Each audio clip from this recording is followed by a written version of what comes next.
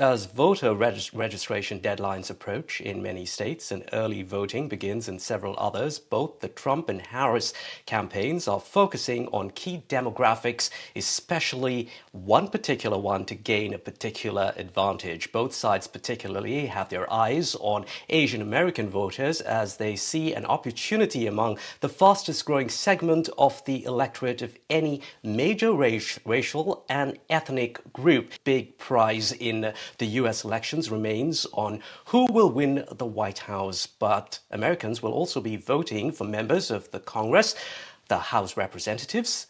There are over 400 seats up for grabs from across the country, and one of them is from the state of Virginia. We're now joined by Suhas Subramanyam, who is a Democrat. He could make history by becoming the first Indian American elected to Congress from the state of Virginia. So a leap into national politics. Suhas is currently a member of the Virginia Senate, which is a role at the state level. Welcome, Suhas. Firstly, Suhas, how does it feel? A bit of nerves, I'm guessing, a bit of excitement. What's it like to be in your shoes as we head to November 5th when voters decide if they want you as their congressman? It's all excitement right now. I think having an Indian American at the top of the ticket, as well as someone who's as dynamic and strong as Kamala Harris, has really excited a lot of people in our community, and both the Indian American community as well as non-Indian American community. And so we're ready for it. And I've never seen so much enthusiasm, so many volunteers coming to our office. So it's exciting, and we're happy about the way things are looking. All right, so let's talk about Project 2025, the conservative blueprint for Republicans. It's a to-do list on what needs to change in the US if Trump wins the elections. Trump has distanced himself from Project 2025, saying he has nothing to do with it. But what is it about Project 2025 that concerns you? You've called it a complete disaster for your district, given the thousands of federal workers and contractors who live there. Yeah, it simply calls for all of them to be fired, essentially, and be replaced by Trump's people. And by doing that, one, you're losing the civil service in our federal government, which has so much institutional knowledge. And two, it leads to a system of cronyism, where your buddies are getting the contracts, where Trump is deciding where all the spending goes, and where you're losing any sort of check on the political side of running these agencies. And so, and for our economy here in Northern Virginia and the DC area, it would be a disaster because all the people who work in the federal civil service here would be fired. And that means the restaurants they go to would be affected. Everything would be hurt in our community by having this happen. So we can't let it happen. Okay. Now, your Republican rival, Mike Clancy, whom you are up against, says you are doing nothing but fear-mongering.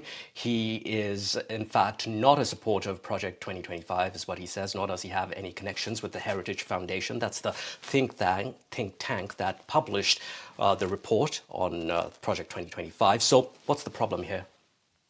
Well, he is a member of the Heritage Foundation. It's on his bio. It was on his website, but he scrubbed it in the last couple of months. And he supports all of the tenets of Project 2025. So he may not like the branding, but it's his platform. And he was a member of the group and funded the group even that wrote it. And so we saw that he even admitted it in our last candidate forum that he funded them in the past couple of years. He just, now that it's unpopular, now that Donald Trump doesn't like the branding, people in Donald Trump's party, like my opponent, are starting to step away from it. But if Donald Trump embraced it, he would embrace it too, because that's kind of where the Republican Party in America is right now. They just kind of go wherever Donald Trump tells them to. As well as your opponent, Mike Clancy, he claims that bringing up Project 2025 is a way for you and others to sideline the real issues here, the Biden administration's failures, things like the economy, cost of living, border security. How much of this is really you deflecting from those key issues that really concern many, many voters? Oh, no, we're talking about those too. And so does Project 2025. Project 2025, the impact it would have on our economy, like I said, because we're so federally focused and federal civil service is a big part of our economy, that you can't talk about the economy without talking about what Project 2025 will do.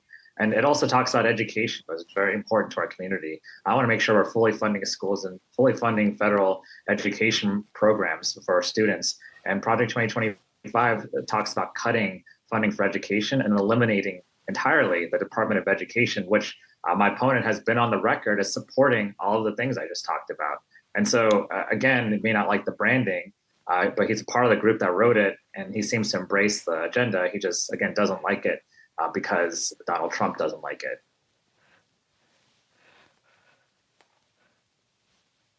Right, to us now, some 22% of voters are South Asian in your district. Much of your campaign funding has reportedly come from them. Now, in an article 2 days ago in a Northern Virginia publication, I came across a column regarding concerns from at least one Muslim voter that they feel that they may not be represented enough by your candidacy. The criticism being that your campaign has these donations from largely Hindu groups. What do you have to say to them? I have just as many donations from non-Hindu groups, especially Muslim groups. And in fact, the past 5 years, I've represented one of the largest Muslim communities in the state. And I'll be a representative for everyone, and I'll make sure that they have a voice. And in the end, there's so many ways to divide us. And I'm someone who's united us. So it doesn't matter, Right. religion, race, political party. I've done that my whole career, and I'll continue to do that. Suhas, finally, here's the toughest question of the day. What's going down in the Subramanyam household, given your daughters, Maya and Nina, both lovely Indian-sounding names, have featured in your campaign video? What do they think? And by the way, I think that Maya got considerably more airtime than Nina.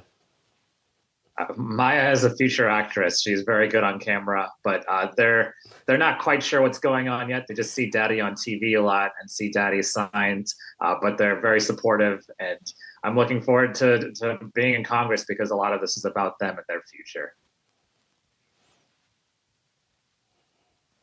Right. Thanks very much indeed.